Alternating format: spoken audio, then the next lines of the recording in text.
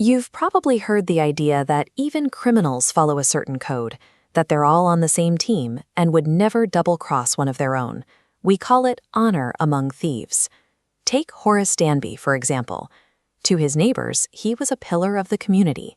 He was 50, ran a successful business making locks, and seemed like the kind of person who never broke a rule in his life. But Horace had a secret. He was obsessed with rare, expensive books, and he lacked the money to buy them. So once a year, he'd pick a single target and rob it to fund his collection. For 2 weeks, he studied a house called Shotover Grange. He learned where the servants went, how the house was wired, where the safe was hidden, and the dog's name, Sherry. By the time he stepped over the garden wall with his tools, he felt like he'd already won. He had mapped out every second of the heist, convinced that a perfect plan made him untouchable. At first, everything goes exactly how he imagined. He enters the kitchen and keeps the dog quiet by greeting him like an old friend. He makes it to the drawing room, but right next to the safe, there's a massive bowl of flowers. This is Horace's one weakness. He suffers from hay fever every summer, and the pollen in the air starts to irritate his nose immediately. He tries to focus on the lock, but he can't help it. He lets out a loud, sudden sneeze that rings through the house, giving away his position. Weeks of careful planning were undone by a simple physical reaction. His diagrams and schedules couldn't protect him from a single stray flower. As Horace recovers from his sneeze, he sees a young woman in a red dress standing in the doorway. She looks perfectly calm, as if she belongs there. She starts acting exactly like the owner of the house.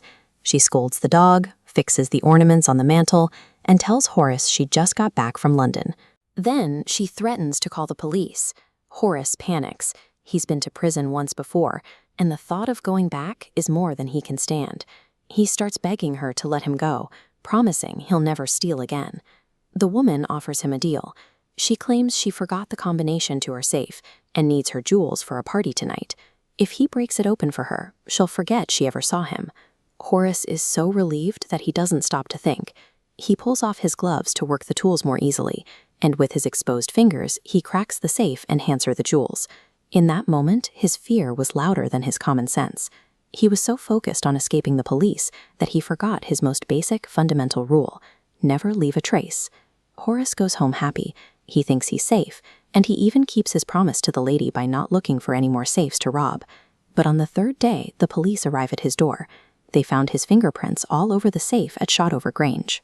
He tries to explain that the homeowner's wife gave him permission to open it, but the real wife walks in. She's 60 years old and has never seen Horace before in her life. The young woman in red was actually just another thief. Horace built his whole life on outsmarting people and hiding the truth. Now he's sitting in a cell because he fell for the exact same trick he used on others. He wasn't caught by a better person, he was caught by a better liar. Today, Horace is a librarian in the prison, and if anyone ever mentions that thieves have honor, he gets incredibly angry. For your exams, keep these characters distinct. Horace was a meticulous planner, but predictable and naive. The lady in red was spontaneous and manipulated his fear. This story shows how a mask hides the truth. Horace followed his own script, ignoring her game. Horace Danby knew how to open every lock in the world, but he couldn't see through a person. It's a reminder that even the most careful plan can fail if you don't keep your eyes open to the person standing right in front of you.